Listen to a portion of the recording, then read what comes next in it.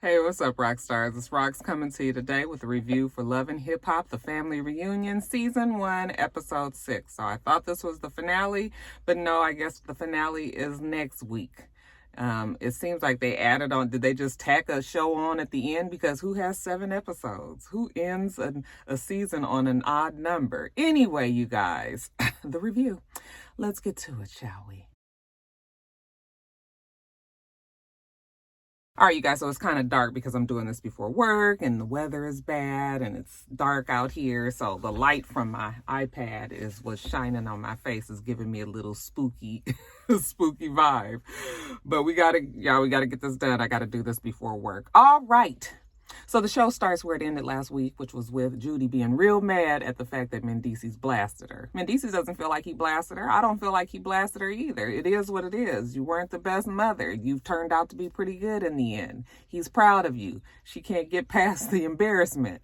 She's guilty. I mean, so she's mad at him. She said that this wasn't the time for him to be telling all her business. And of course, she's blamed Yandy, saying that she's taught her son how to be disrespectful. And Yandy was like, you know what? Because that's my husband's mother, I am not going to get into it with her. I'm just going to walk away. I'm going to show her how to be respectful. I'm just going to ignore her. Okay. So Yandy leaves. She's fed up. Mendeecees has to pull her to the side and just like, what is the matter? Okay. Juicy with her red cup. You can't really ever talk sense to people with red cups in their hands. I've come to realize. Mama D comes over there because she's trying to calm the waters between the two while Mendeecees is talking to Judy. Mama D comes over and she says, listen, I just want to let you know that, I can kind of understand what's going on here. I've said a whole bunch of things about Scrappy. I've said things that maybe he wouldn't want me to say. I've gotten involved in a lot of ways. I've done things that I probably shouldn't be proud of as a mother. All of these things happen. She finally came to the conclusion that she's going to have to just apologize and say that she's sorry for the things that she did. I guess at the time she thought they were good decisions. Now she realizes that maybe she could have chose differently. So she's just trying to tell Judy that, maybe you just need to be the same way. Just say, I'm sorry. Judy says that she just wasn't prepared. She didn't know that he was going to get up here and want to be talking about this. Everybody there is watching, and it's uncomfortable because everybody is like, oh, this is really going somewhere else. And Judy is, how people just be watching around looking like at a family fight, be like, oh, Lord. Mendeecees finally hits it home to Judy. Listen, you don't have anything to be ashamed about, okay? You have done a great job. You came from nothing and you turned into something. When things go wrong, who do I turn to? I turn to you, right? I come to you when I'm lost. All right. So you should be proud of that. I mean, I still respect you as my, so he's trying to explain it to her. And, I guess it's sort of breaking through the alcohol haze in Judy's brain. And then mama just brings it on home, co-signs it. He's a good boy. He's a good man. He's a good daddy. He's a good husband. Now let that ride. Let it ride. I said, let it ride. That's right. And finally Judy was just like, I guess I'm gonna let it ride if you say so. We get through that, but like I said, Judy is drunk or, very tipsy. So, she just kind of walks off and Mendeecees just kind of shakes his head like, my mother. Jock says that he's going to make sure that the rest of the day goes well, so they all seem to have fun. Even though they had a little hiccup there, it still turns out to be okay. We see Scrappy and Bambi. I guess we still trying to work on Scrappy and Bambi's relationship.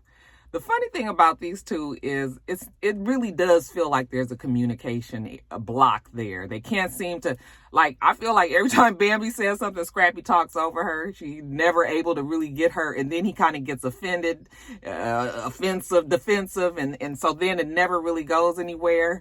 And then, of course, these two look like they might be a little tipsy, too. So she's trying to explain to him that when she says things, it's just in the moment. It's just, it's not for them to be holding on to forever and fighting over. And he was like, see, but that's the whole thing. When she says things to him, it's hard for him to just let it go. He take it to the heart.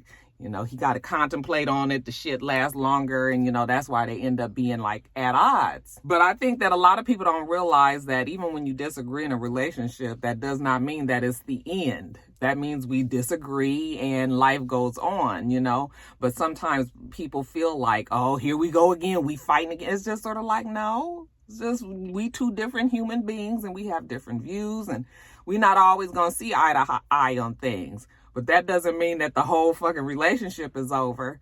So, you know, it's called maturity in a relationship, working through it. These are the things that you work through. So I think that's what Bambi is trying to explain to Scrappy.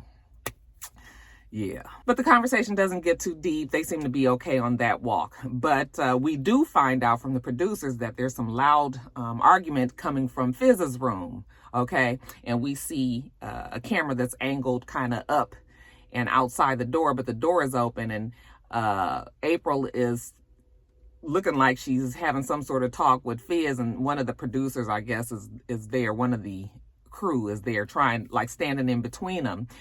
Fizz is smiling, okay, in that exchange.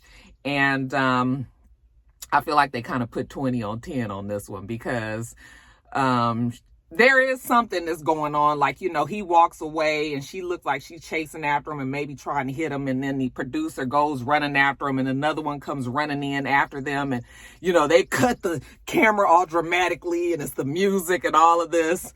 And then next thing you know, they're bringing April out. But April is smiling and so is Fizz. So I'm just like, okay, so they had a little disagreement and everything, but it ain't really like y'all made it seem like these two was really coming, you know, fisticuffs and we was fighting and all that. So I was just like, look at Mona tricks, and Mona ain't even involved. Bitch, you ain't slick. So what happened? Fizz tells us that they, you know, had so much fun at the, you know, at the event for the day. Excuse me, I'm going to sneeze. They had so much fun at the event for the day that afterwards they went back to his room and they were going to have drinks, you know, and they're just going to sit and talk. Yeah, I guess when they broke up 8 months ago, and Fizz just cut it off. He just stopped talking to her. He didn't have anything else to do with her. And so April was pissed about that. So I guess this was their moment of having some sort of closure. And in the conversation, she finds out that he had sex with an ex that he was trashing, basically. Let April tell it. He was talking so bad about this ex in the past, but then after they break up, he goes back to her and he goes and sleeps with her again. You know, April is just really pissed about that. But I'm thinking to myself, like, first of all, I was just like, child, you ain't went back to Moniece, although I don't think that that's what that is. But wouldn't it be something if he did? I mean, because why is she this mad about it? I know it's not Moniece, but you know, the thought did cross my mind, like, only a few people would get me upset, like, if you know that your man went with his ex and, you know, Moniece caused so many problems for them.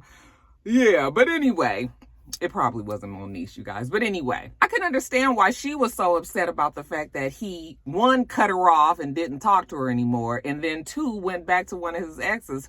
Fizz does what he wants to do. I mean, look at you guys' relationship. You are his boy's baby mama, okay? And remember all the friction and the shit that caused between him and Omarion, and then you and Omarion, and all of that big triangle.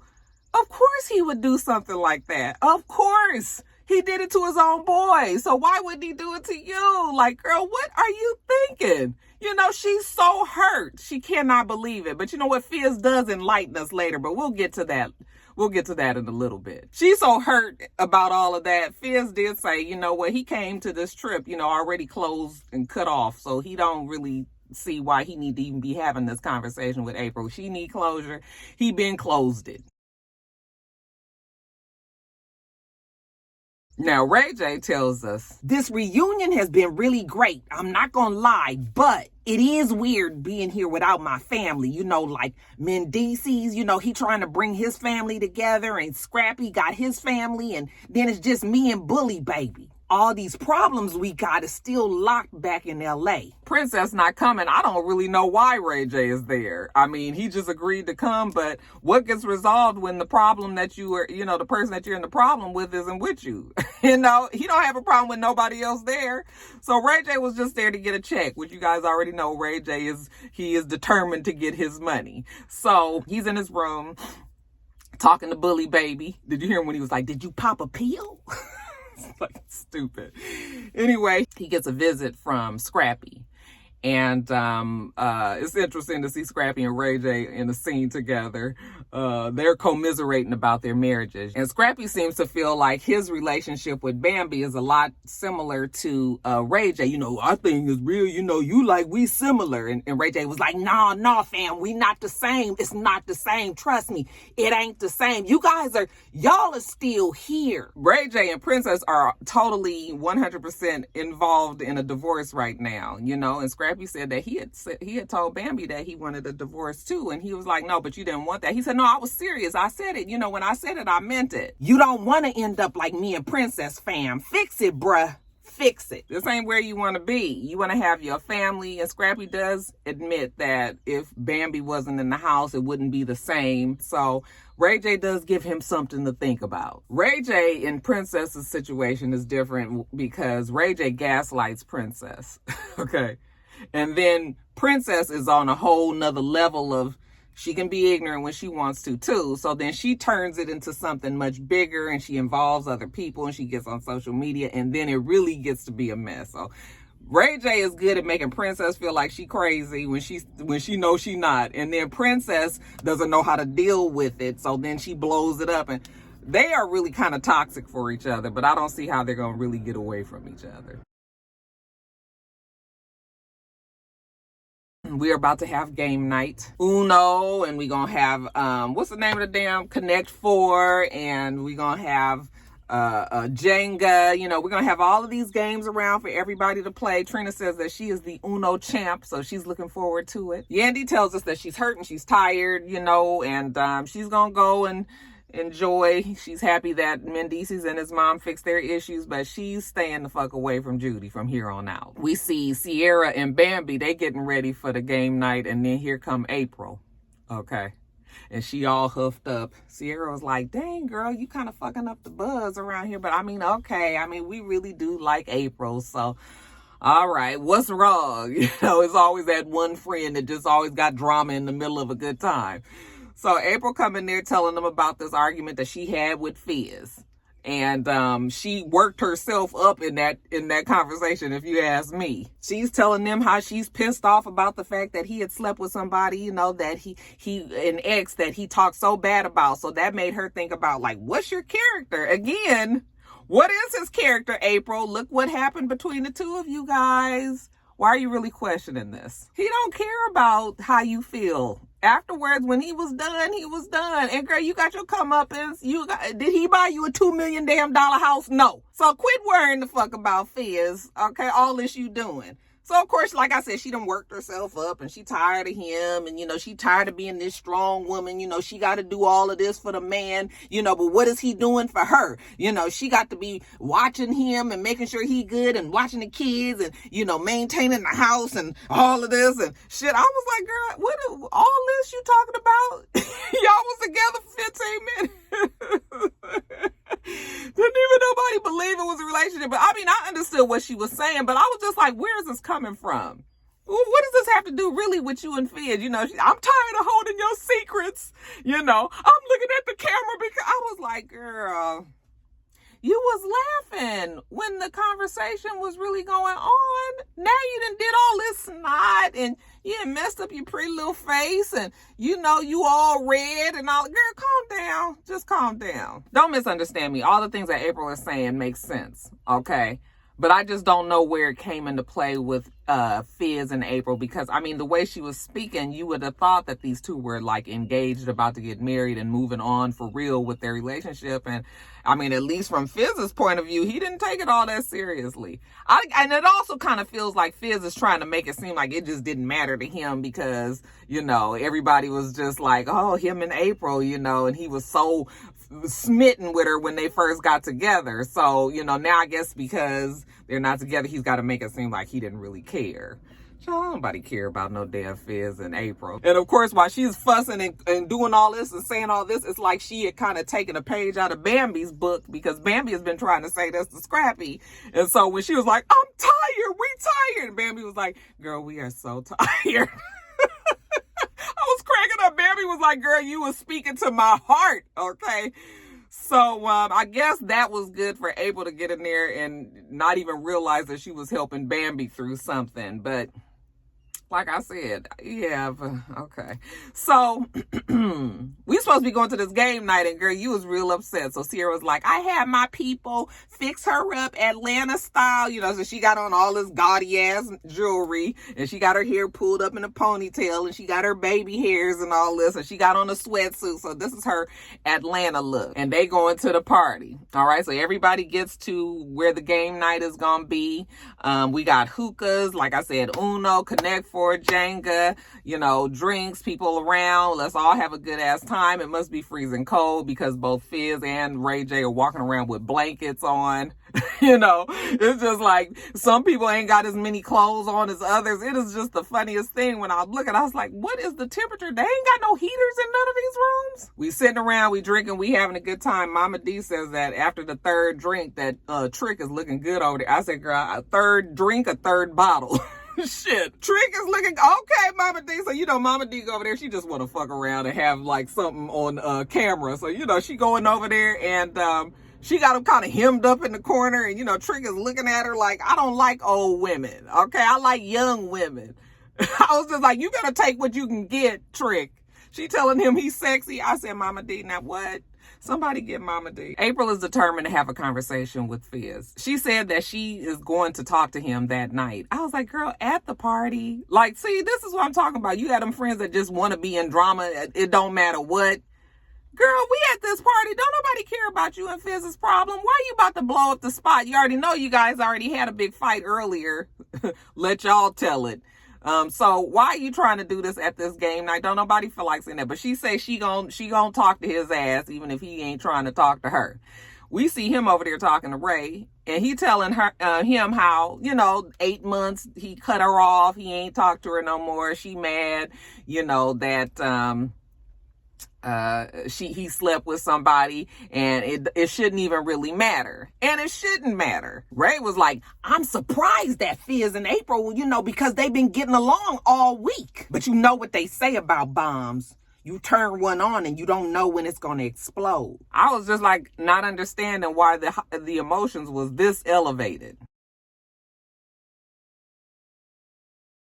Let's jump over to Scrappy and Bambi. Again, we trying to have a conversation.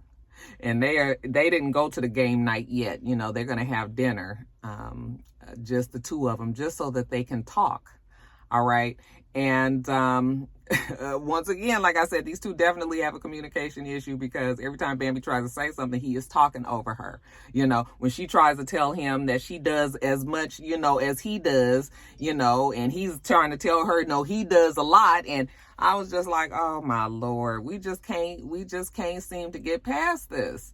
Nobody is discounting that you don't do a lot, Scrappy, but she is also saying, I do a lot too, and so, child, I don't know what's going to happen. I don't think that these two are about to break up, but Scrappy is going to have to learn how to listen to his wife. He just does not seem to do that. And not saying that Bambi is 100% correct or right, but she still deserves to be heard, and there still needs to be a discussion between the two of them so that they can try to meet some, get some common ground there. And then in the middle of them trying to have this conversation, the Javelinas, is walking by, and, they distracted by that and all this. I was just like, y'all, let's just cut this scene. Y'all go on over to the game party. Back at the game party, April finally goes over there to talk to Fizz.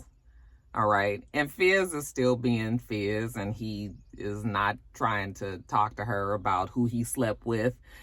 She's mad that he slept with the ex. He said it should not matter. She's fucking somebody else too. I said, I bet you we know who that is. It was just like, so why is she so mad? Why is she so mad? It should not matter. We were not together. She went on about her life. I went on about my life. He's just really not trying to, Fizz is just like, I don't know what's wrong with her. Again, she gets all upset and emotional. She got to walk away, and I guess she was expecting Fizz to come out after her, and he was just like, no. So Sierra and Bambi is talking to him and telling him how they feel like Fizz and April are soulmates, because look at what they went through to be together, and there's so much passion in their conversation when they talk about each other.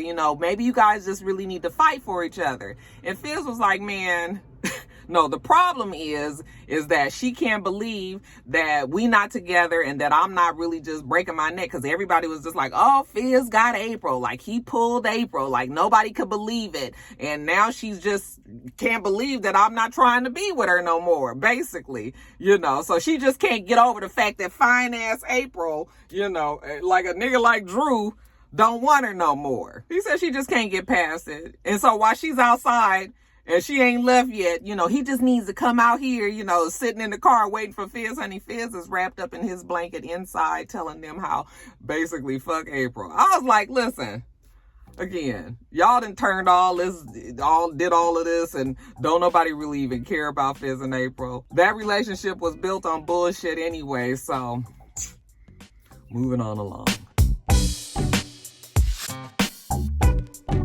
All right, you guys, let me get on off of here. Make sure that you rate, comment, and subscribe to the channel. I'm itsrox. The channel's for itsrox. Everything else I do will be in the bottom bar. All right. So I hope that you have a wonderful, wonderful rest of your day, and I plan on doing the same. Until next time, rock stars. Bye.